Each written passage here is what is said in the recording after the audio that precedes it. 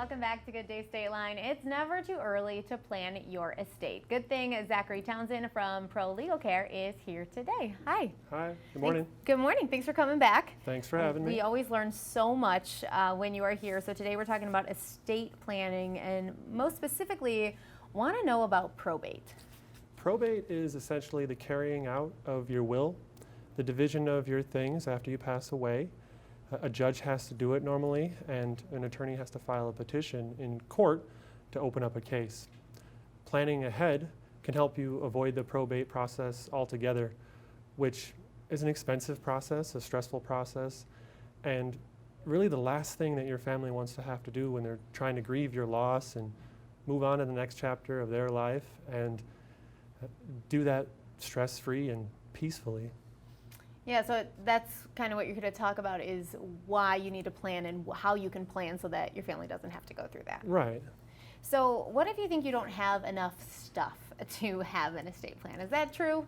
You would be amazed at what families and relatives are willing to fight over. Sometimes it seems the less you have, the harder people fight. It doesn't matter if you're 19 years old or if you're 90 years old. It doesn't matter how much money you have. You don't want a judge making very important decisions about you and your life, a judge who doesn't even know you, when you could be the one to make those decisions. If you just planned ahead, you can save your family such a huge headache. You can avoid conflict among those that you've left behind. You can see to it that your wishes are carried out. This is what estate planning is all about. Planning ahead for your family. And you mentioned you could be 19 years old. Are you ever too young to do this? Well, you have to be 18 to sign legal documents, but it depends on your individual situation. But most people think that it's about money, and most of it is not about money. Is it more about actual items?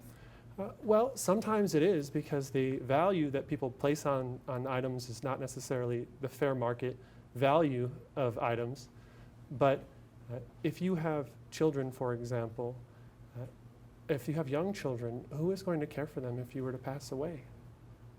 Sure, so that's all included in the estate planning.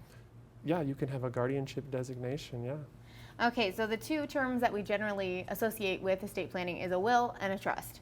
Right. But they're not the same thing. No. They serve some of the same functions. A will typically requires the probate process, your family to go through the probate process. A trust is used to avoid the probate process. They do serve some of the same purposes, though. They both help you see to it that your wishes are carried out, and a trust can go a lot further in doing so and can protect you in a lot of other ways as well. And so that's why you would want a trust instead of a will? Yes. And what are some of the ways that they can protect you? Well, they can protect you by making sure that what you leave behind follows certain rules. Your family can be required to follow certain rules to use, say, the home that you leave them. And you can't do that with a will, but with a trust you can. Oh, okay. So are those the only two ways you can plan ahead? No, there are many ways that the law provides that you can plan ahead. There are lots of different documents that help you protect yourself and your family. It depends on your specific needs, though, of course. So if you have children and you were laid up in the hospital for a month, who's going to take care of those children while you're inpatient? Who's going to make important decisions about those children? If you can't make your own medical decisions, because you reach that point where you can't do that on your own, who's going to make those medical decisions about your health for you? Hopefully not your estranged husband, right? Mm-hmm. If you can't make it to the bank, if you can't physically write out a check, if you can't make the decisions about your finances on your own, who's going to make those decisions for you? This is what estate planning is for. The answers to those questions are in estate planning. And you obviously, the idea is to get that all planned out before you're in any of those situations. Right, and no matter how uncomfortable it is, these things are possible. So you need to plan ahead. You need to plan now and save your family some stress and some headache in the future, because the conflict normally is what your wishes would have been. The fight seems to be, well, this is how mom would have wanted it. No, mom would have wanted it that way.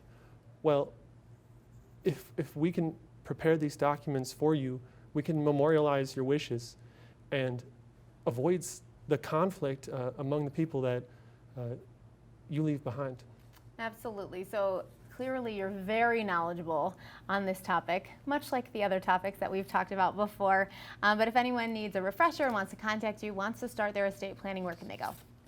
They can go to our website, prolegalcare.com. They can set up a free consultation to meet with us to discuss it further, because this all depends on your individual needs and your individual circumstances, and we could help walk you through it depending on what you want to accomplish. Perfect. Well, thanks so much for coming in today, Zach. Thank you for having me. Up next, Peggy from Pink Heels of Winnebago County stops by, and we're talking the Pink Party and the 97 ZOK bra auction. But first, let's see another one of your four-legged friends from our Good Day State Line Facebook page.